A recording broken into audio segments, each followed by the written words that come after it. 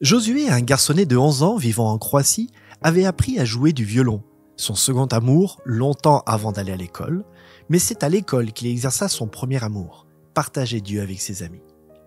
Lorsqu'il tenta de leur raconter des histoires sur Jésus, ils ne manifestèrent aucun intérêt. Lorsqu'il les invita à participer à une école biblique de vacances, quelques-uns de ses amis y vinrent et l'apprécièrent tellement qu'ils eurent envie d'y revenir. Une fillette, Mela, fut si impressionnée qu'elle dit à Josué « C'est un miracle! Il existe vraiment un Dieu !» Josué lui offrit une Bible et maintenant Mela et sa mère fréquentent l'église de Josué. Mela s'est jointe aux explos et sa mère fréquente un groupe de femmes à l'église. Un jour, Josué entendit parler d'un jeune garçon gravement atteint d'une tumeur au cerveau.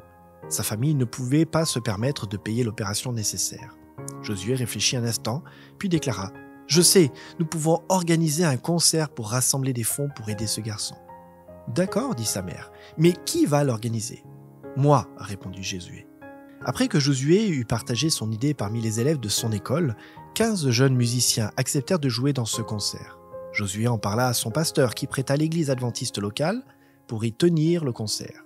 Bientôt, des affiches furent apposées dans toute la ville invitant les habitants à ce programme spécial de rassemblement de fonds. Environ 300 personnes assistèrent au concert, la plupart d'entre elles n'étant jamais entrées dans une église adventiste. Josué et ses amis furent ravis d'apprendre que leur concert avait rapporté 8600 kuna croates, environ 1300 €. C'est plus que ce qu'une personne moyenne gagne en un mois en Croatie.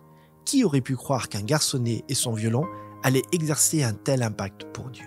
Chacun de nous est appelé à être un missionnaire comme Josué, en utilisant tous les talents, toute l'influence et toutes les ressources que Dieu lui a données pour l'avancement de son royaume sur la terre.